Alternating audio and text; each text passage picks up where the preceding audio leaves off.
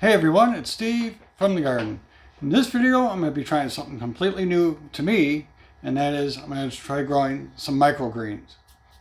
Now, my wife, she's been doing more salads recently, so I thought I'd add some microgreens into the mix to make it more interesting and, add some additional nutrients. So I got 2 1/4-pound packages of 2 different microgreens. The first one is a sunflower. And the second is a red Russian kale.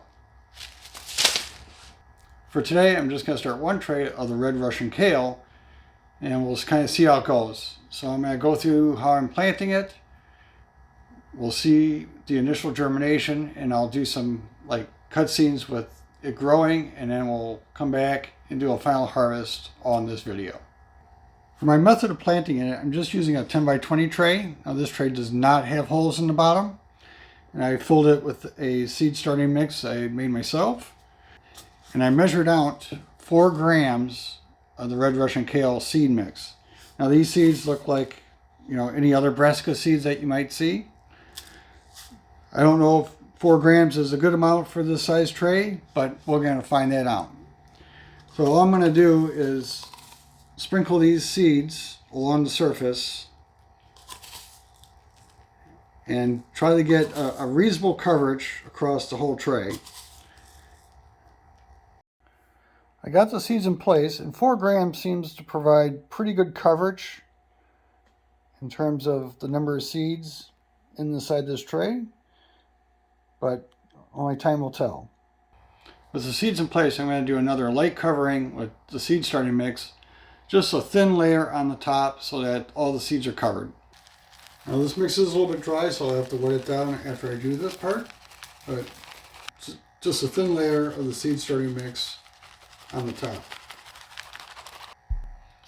And I'll lightly tap that down so that the soil makes good contact with all the seeds. With the top layer of soil wetted down, I'm just going to cover this with a humidity dome and put it upstairs. We'll check back in a couple days once these start to germinate, and then I'll start doing the pictures of the growth.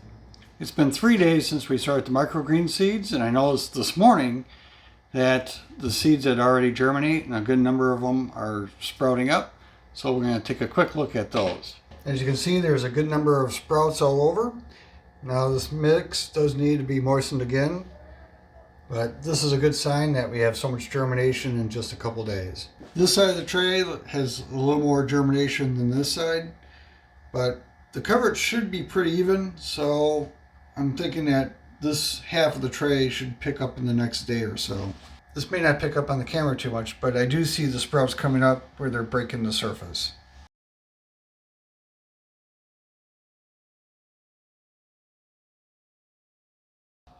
It's been 16 days since we first started our microgreen seeds, and they are now ready for harvest.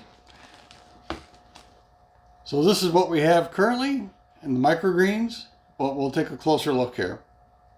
You can see that the coverage of the microgreens is really full now, and that they are now getting their first true leaves. So it's definitely time to harvest.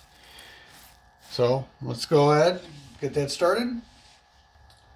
I sharpened my knife, and I'm just going to try to do my best to cut this just above the level of the soil.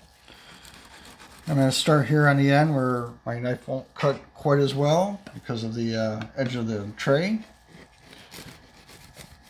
And then once I get the edge cut, then it should go much better as I work my way across the tray.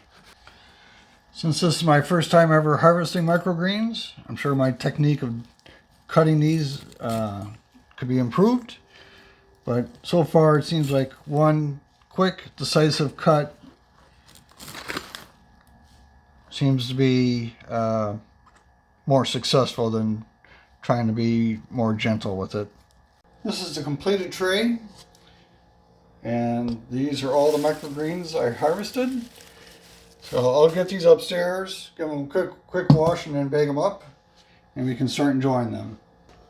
This stuff that's left over here in the tray, this is what I'm going to feed to the worms.